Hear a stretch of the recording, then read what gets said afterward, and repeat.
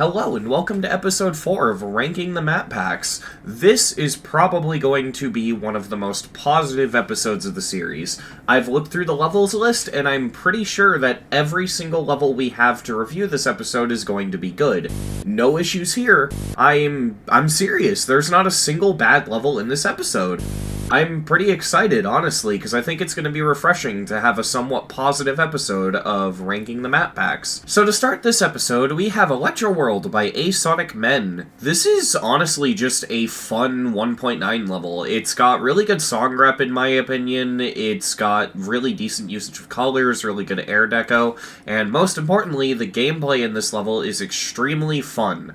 If I had to nitpick and point out two issues realistically, the 3D in this level is really odd and really inconsistent, and it also ends what I view as being very abruptly. Aside of that, this level's good, and I'm going to give it a 10. So next up we have Globe Navigation, and wow, this level is a hidden gem. I honestly forgot about this, and I had to have beaten it at some point because I am a map pack victor, but I don't remember this level. The decoration in this level is really solid, and while I'm not the biggest fan of the color choices throughout this level, it almost has like a hollow, glassy look that honestly just looks a bit off. It's made up for by the attention to detail in this level. Just as a random example, and there's a bunch of stuff like this throughout the level, but one thing I really appreciate is there's a part where you go through a mirror portal and the text says, "Going back," which, yeah, you're going through a mirror portal, so you're going back, but what I like about this is that the text was actually flipped so that it's not backwards when you're mirrored. Also, I should just mention, obviously, because it's important, I really enjoy the gameplay in this one. There isn't much to say about it, but I do enjoy the gameplay in Globe Navigation. It's pretty good. Yeah, I think honestly I'm gonna give the level a 10 out of 10. I was leaning on 9 out of 10 because, again, I'm really just not a fan of these color choices, but nah, the attention to detail bumps it up to a 10 for me. This is a really well-made level. Next up we have Lunar Ocean, and I'm gonna be honest, I can only describe this level as kind of feeling like the junk food of Geometry Dash levels. Like, it looks really good and it plays alright, but something about the gameplay in this level just feels off, and I always feel weird whenever I play it. I'm not totally sure why, but I don't know, this level is alright, but it definitely just feels like a really skippable level, all things considered. And, yeah, I mean, I don't hate it, but there's nothing that stands out as remarkable. It just does what it needs to be a good level. You know what I mean? Like, it's not bad, but it's not anything that sticks out to me. There isn't really anything I have specific to say about it because of that, and, yeah. Although for the map packs, I'll take mediocre over bad any day, so yeah, 9 out of 10. Actually, I'm throwing this in post, but I'm looking at the level's description, and this is the first time in the map packs so far, and potentially one of the only times. I mean, I don't know, we're still going through this, but this might be the first and potentially only time a level has been updated in the map packs, and it wasn't a bad thing. Because, according to the description of Lunar Ocean, a bunch of things were removed and nerfed, so, like, the level used to have mirror portals, and those were removed. They also removed invisible portals, they fixed 49%, they just, in general, nerfed the wave, and, like, this creator actually updated their level with the intent of making it better. And while that doesn't really say that much about the level's quality, it's something I want to appreciate, and honestly, I'm gonna bump this level score up to a 10 just because I appreciate that so much. So the next level is very surprising for two reasons that kind of build off of each other. The first is that it's a 2.0 level. Yeah, everything we've seen in the map packs up to this point, ignoring stuff that's been updated, has all been 1.9 or older, but this is an actual 2.0 level. On top of that, 2.0 is known for some of the most garbage levels in the game, and yet this is, like, really good. This is on par with some of the 1.9 levels. That being said, the next level is Crystal Blossoms by Florent. There really isn't that much to say about it, really. It's just a good-looking level. Like, for 2.0, knowing what kind of weird shit we got in that update, this level looks really good, and it plays really good.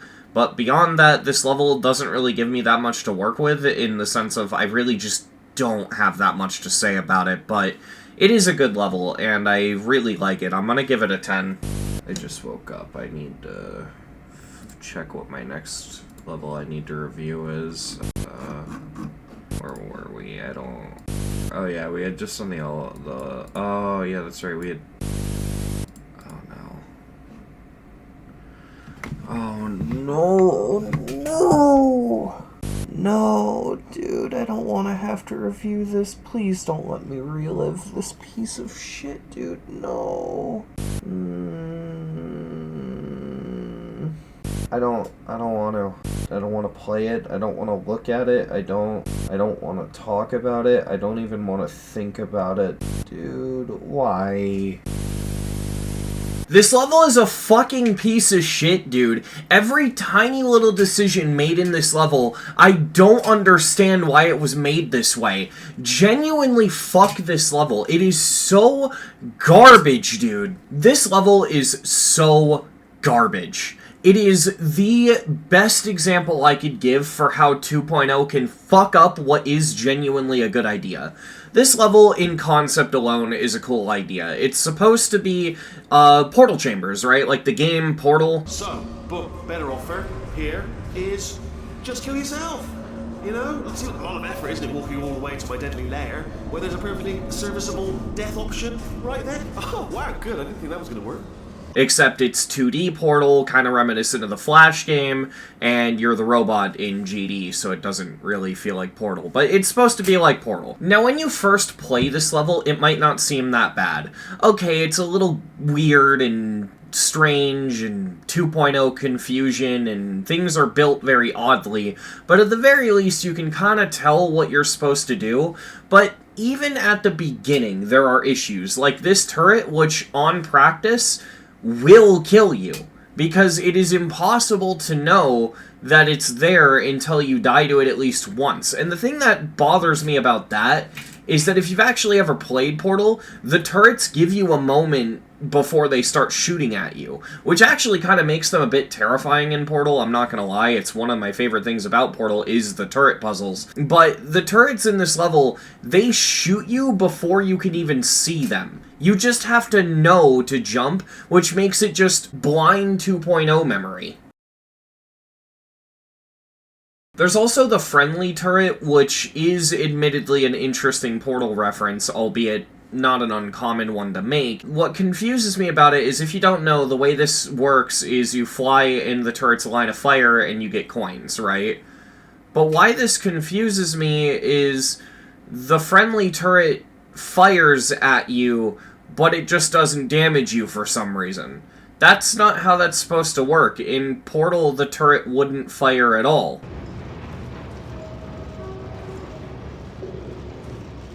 I'm different. Thank you. What annoys me about this especially is that it's a missed opportunity. Using the turret lasers to kind of hide a coin isn't even a bad idea and could have been done well. The mistake this level makes is that the laser from the turret is the thing that damages you, which that's not how that works in Portal. Like, that's just the turret aiming at you. It fires, you know, bullets.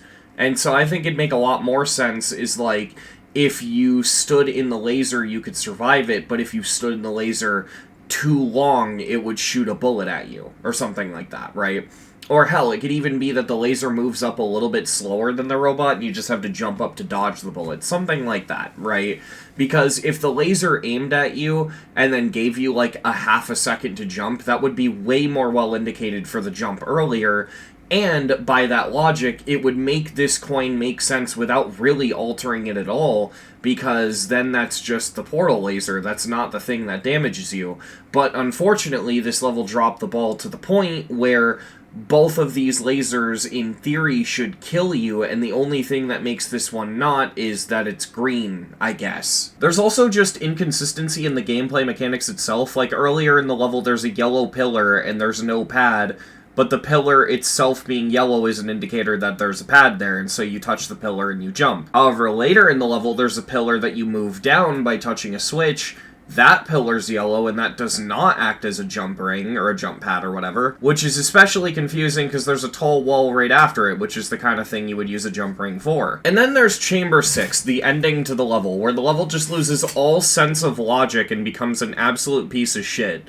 You have to jump onto these 3 pillars, which move down, which makes them very hard to read, and fucks with the physics, which makes it hard to jump off of them. But wait, we're not done. There are 4 arrows that mean nothing. Ignore them, that's annoying in and of itself. What you actually have to do is do a long jump off the final pillar, in which 2 blocks just magically appear and bring you where you're supposed to be. And if you try to jump off of those pillars, you'll die. They're actually auto, so fuck you. I mean, actually, now that I record that little bit of audio, I don't even remember. Do you land on the first one and not jump in its auto, but you have to jump off the second pillar? I don't even remember, and I beat the fucking level. And that's the end of the level. You could probably assume, based off of that description, this level is basically just bash your head against a wall over and over the level. This level, when you beat it, you have to over-practice the fuck out of it, which is frustrating because it's a 4-star, but once you're done over-practicing it, it basically just becomes die to the end over and over and over and over the level. It is a dog shit 2.0 level. It is a piece of fucking garbage, and I don't see any redeeming qualities into it. It's not even good at referencing Portal. It doesn't understand the source material, but at that point, that might just be expecting too much. Baseline, it doesn't have any good gameplay. It kind of looks like shit, because realistically, they didn't even put that good of a job into recreating the test chamber aesthetic. It's just plain white blocks. I fucking hate this level. There is nothing redeeming about it. 1 out of 10. Next up we have Gabber Fly, and this is a pretty good 2.0 level, all things considered. The deco looks pretty unique for the time, and almost feels like a precursor to some of the levels you would have seen in, say, the Bonus Gauntlet, for example. And honestly, yeah, this level reminds me a lot of Battletown. It's not a bad level at all. I think it plays pretty well, and if I had to complain about anything, back when I first beat this level, I actually beat this one on mobile, like, way back in the day, like pre-2020, and back then, I hadn't beaten a single demon, and I found this level to be particularly frustrating because of the way the wave section, the blocks move in and out pretty violently, but I think that it's not that big of a deal, and realistically, I just wasn't that good at the game back then, because I have grown to like this level quite a bit. I'm gonna give it an 8 out of 10, mainly because I do think the wave part is a little bit of a goofy idea.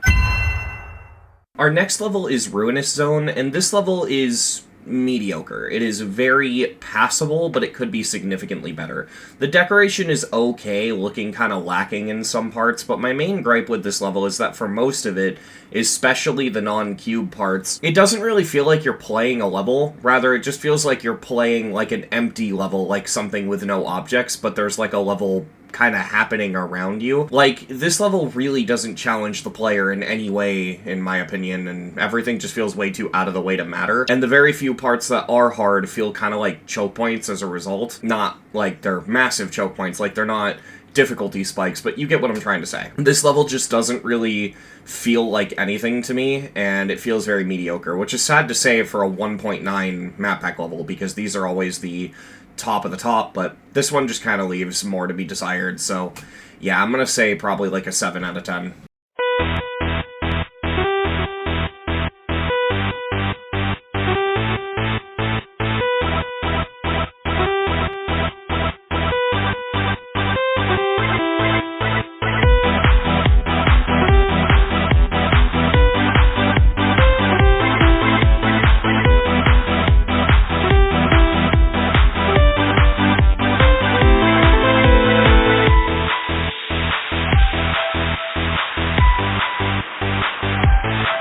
SoulDust is an odd one, because when you first get into this level, it looks pretty decent, all things considered. About the same quality as Sonar by Jerkrat, to be honest, but then you get to like a quarter of the way into the level, and you realize just how odd the gameplay is. Like, this UFO part with spikes that are so tiny you can't even see them because they blend into the 3D lines, and then the wave part just becomes an auto ship halfway through for some reason.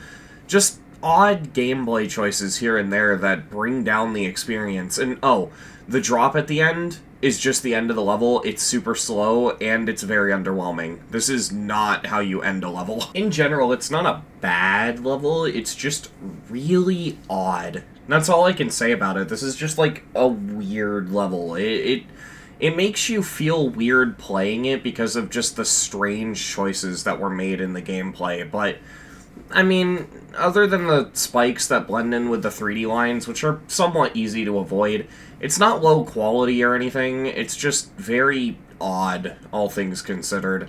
The level's not bad, I'm gonna give it an 8 out of 10.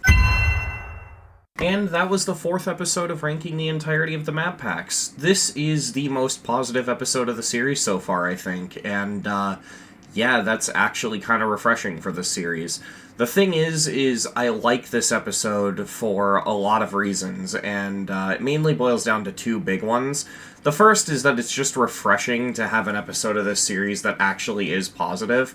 Yeah, there was a stinker in there that was pretty negative, but it's one of the reviews out of all of the rest of them. Like, I'd say 8 out of the 9 reviews being positive for a series where I review the map packs, that's not bad, all things considered, and it definitely makes me very happy, because I know this isn't going to be a trend, and I know that the map packs get really bad, and we still haven't seen the worst of it, but yeah, I think it's pretty refreshing just to have some positivity in this series, because of reason number 2.